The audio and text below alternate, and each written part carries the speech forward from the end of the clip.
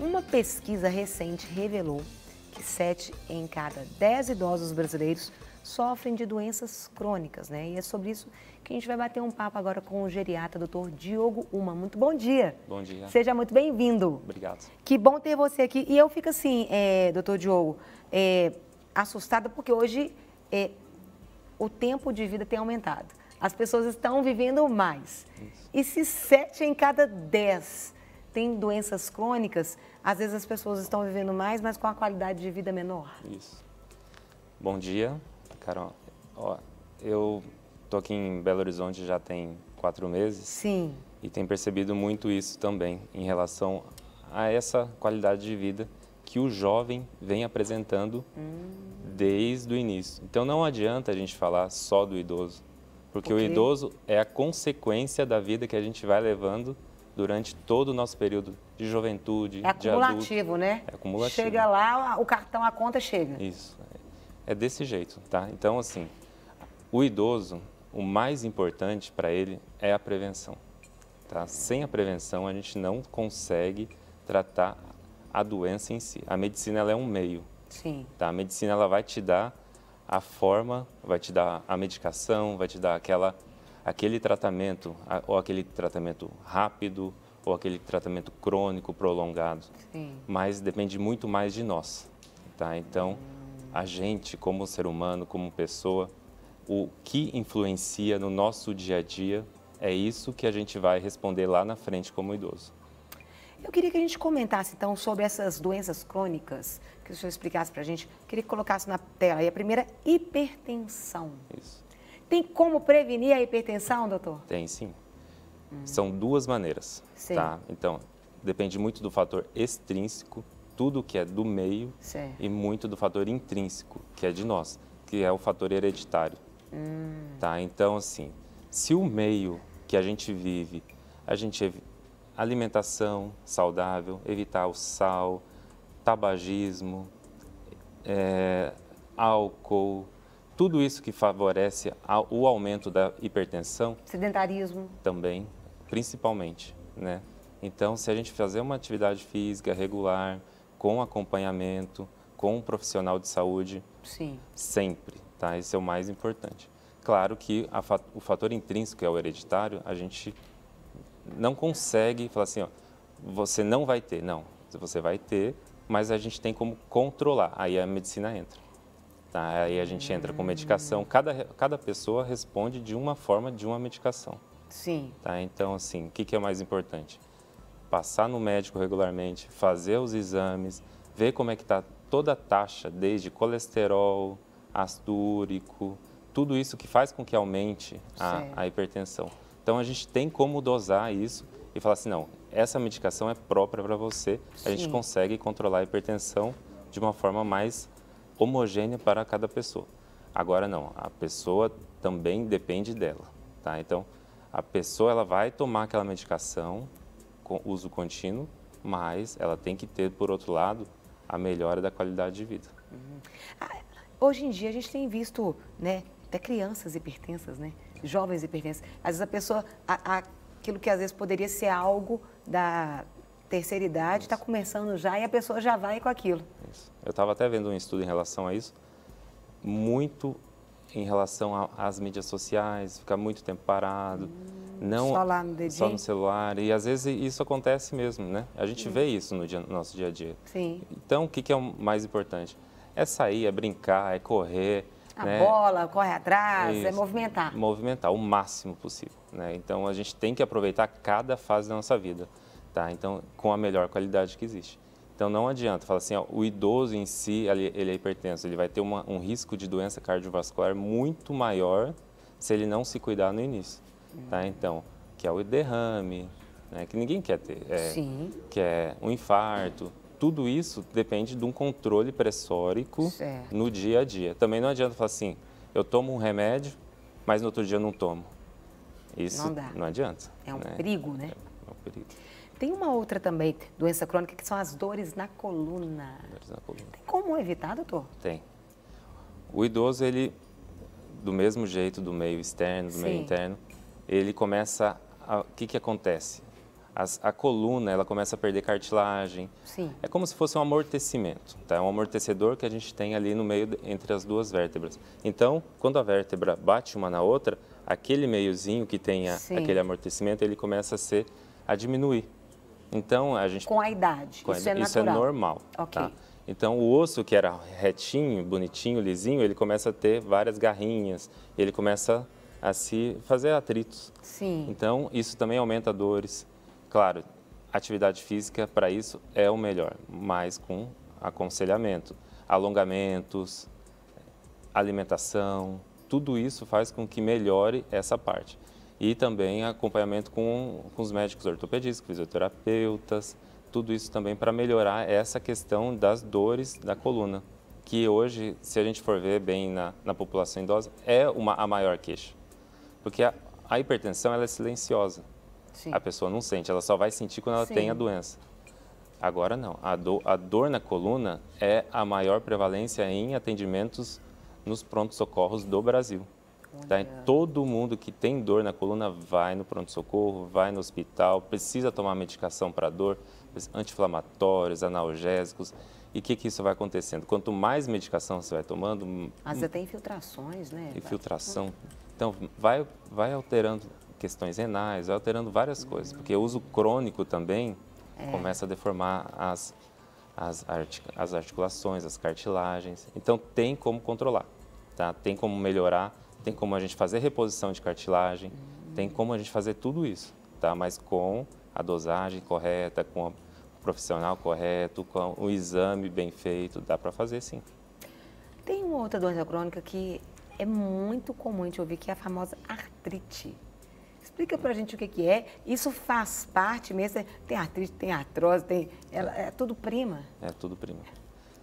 E a dor é forte? A dor é forte. Então, a artrite, a artrose, elas realmente é essa questão da irregularidade do osso que faz com que diminua a cartilagem, que dá todos esses sintomas de dor. A artrite é a inflamação da região da cartilagem ali do osso. Então, toda a dobrinha nossa ali, ela faz a dobrinha, ela dói. Então, ela está inflamada. Aí a pessoa tem que tomar um anti-inflamatório.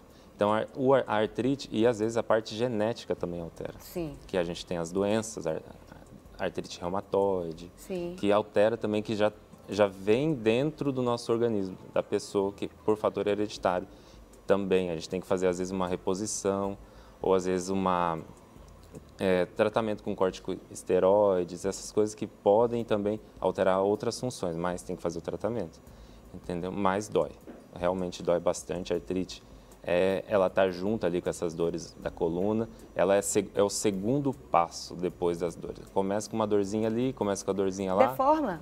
Deforma. A pessoa deforma, por exemplo, os pés, os dedos, isso pode acontecer? Está muito relacionado com a parte hereditária.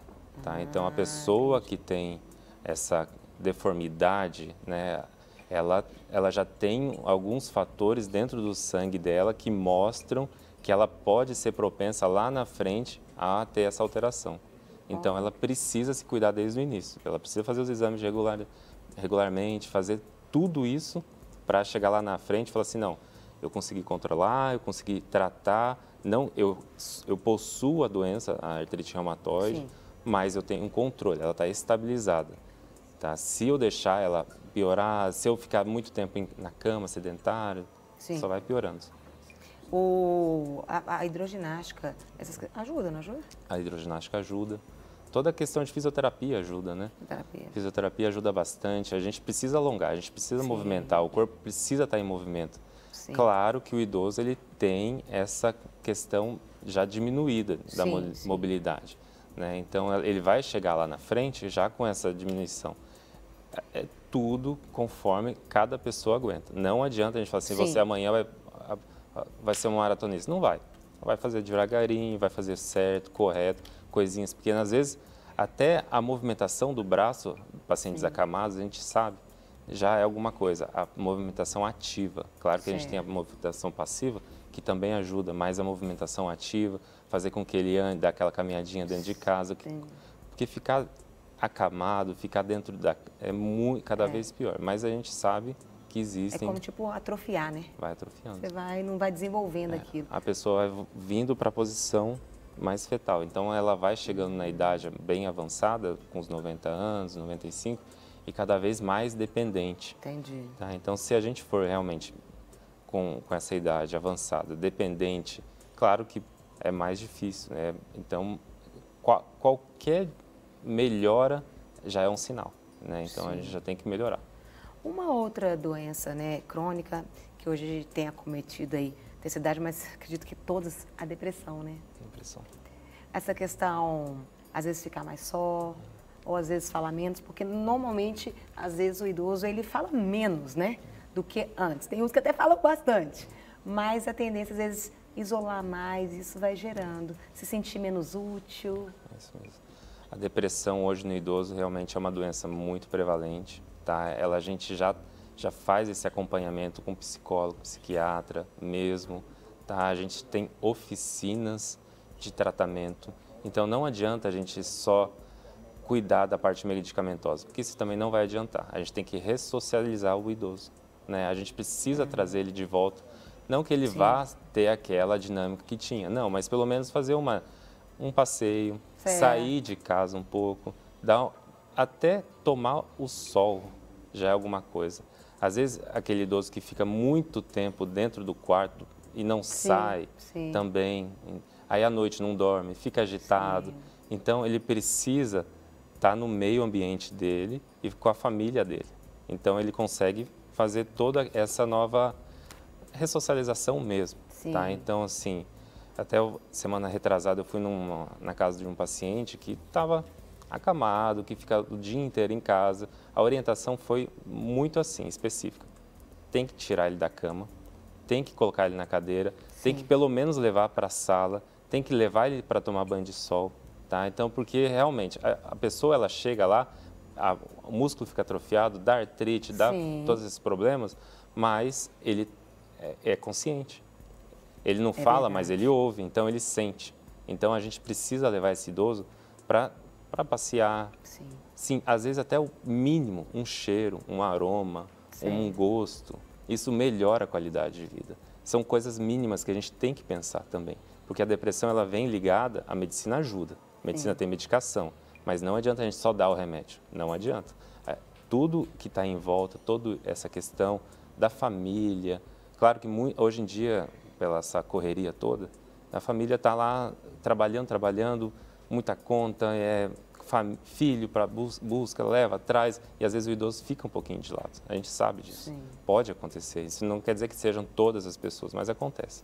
Então, a gente faz isso. Tem uma pessoa, a gente leva, a gente faz essa questão de oficinas, de tratamento até de ressocialização entre eles, entre os próprios idosos. Eles fazem atividades de dança, atividades de ir em museus, essas coisinhas bem leves, né? Que ajudam. Vivo, né? Com certeza, é importante.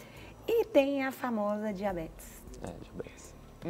Essa daí... Você deixou por último, né?